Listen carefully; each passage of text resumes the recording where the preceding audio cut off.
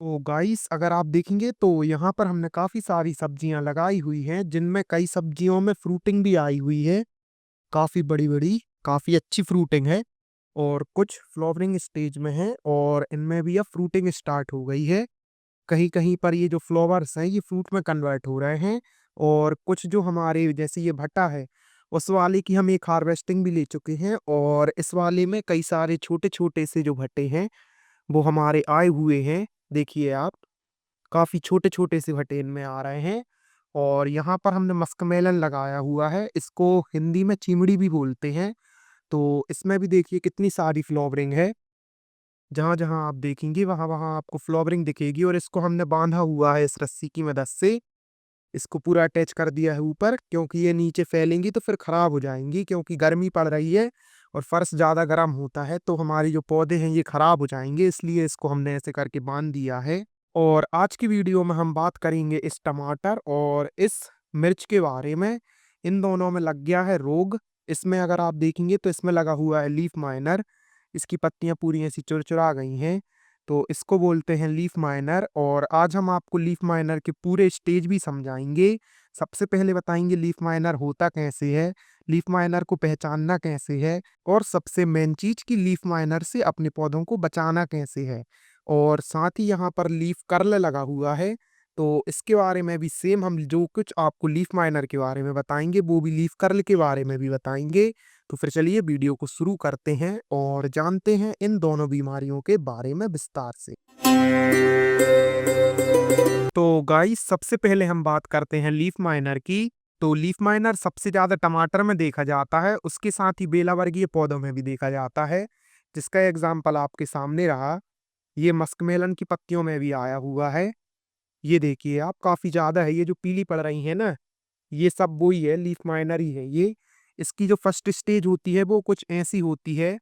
इनमें क्या होता है, स्टार्टिंग में एक फुद्दी आती है, फुद्दी बोले तो एक कीट आता है, वो इनमें बैठता है और अपने डंक से इनके जो पत्ते होते हैं, इनके बीचों बीच, मतलब कि बीचों बीच से मतलब है कि मान लीजिए 3 सतह है इसकी, मतलब पत्ते के बीच में छोड़ता है ये, अपना अंडा छोड़ता है। उसके बाद क्या होता है, वो अंडा और उन अंडे से एक इल्ली बनती है जो कि पत्ते के अंदर-अंदर चलती जाती है और जैसे-जैसे वो पत्ते के अंदर चलती है, पत्ते को खाती है, वैसे-वैसे वो निशान आता जाता है। और ये जो दिख रहा है आपको, ये वही निशान है। ये सफ़ेद-सफ़ेद जो दिख रहा है, ये लार्वा होता है और जैसे-जैसे वो इल्ली चाल चलती है, वैसे-वैसे ये निशान इनमें आता जाता है।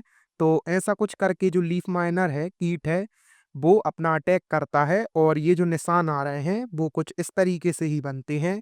इसकी जो पहली स्टेज होती है, वो आप कोई ऐसे ही निशान आते हैं, उसके बाद जो आपके जो पत्ते हैं, वो ऐसे करके सूखने लगते हैं और उसके बाद जो आपकी पत्ती है तीसरी स्टेज, कुछ ऐसे हो जाते हैं, मतलब बर्बाद ही हो जाते हैं। और इसको ऑर्गेनिक तरीके से अगर आपको ठीक करना है, तो आप इसकी जो डगार हैं, जिसमें आया हुआ है पत्तों में, उनको ही ऐसे करके हटा दीजिए। तो ये ऑर्गेनिक तरीका काफ़ी सही होता है। अगर आप किचन गार्डन के लिए लगा रहे हैं, तो आप इनको हटा दीजिए और अगर आप इनकी खेती करते हैं, तो फिर आपको कुछ इनऑर्गेनिक दवाइयाँ डालनी होंगी, जिनकी लिस्ट हम डाल दे रहे हैं, तो आप देख लीजिएगा। इन दवाइयों से आप लीफ माइनर को काफ़ी जल्दी कंट्रोल कर सकते हैं।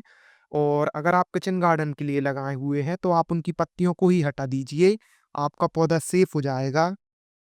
चलिए फटाफट हम इसकी पत्तियाँ ही निकाल देते हैं वो वाली।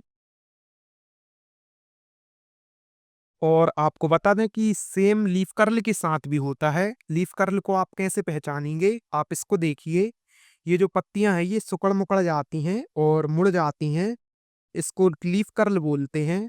और जो पत्ती पीली पड़ रही हैं, इनमें भी रोग लगा हुआ है, ये रोग के कारण ही होती है और इनमें व्हाइट फ्लाई काफ़ी ज़्यादा लगा हुआ है, इसको हिलाते हैं तो व्हाइट फ्लाई उड़ती हैं।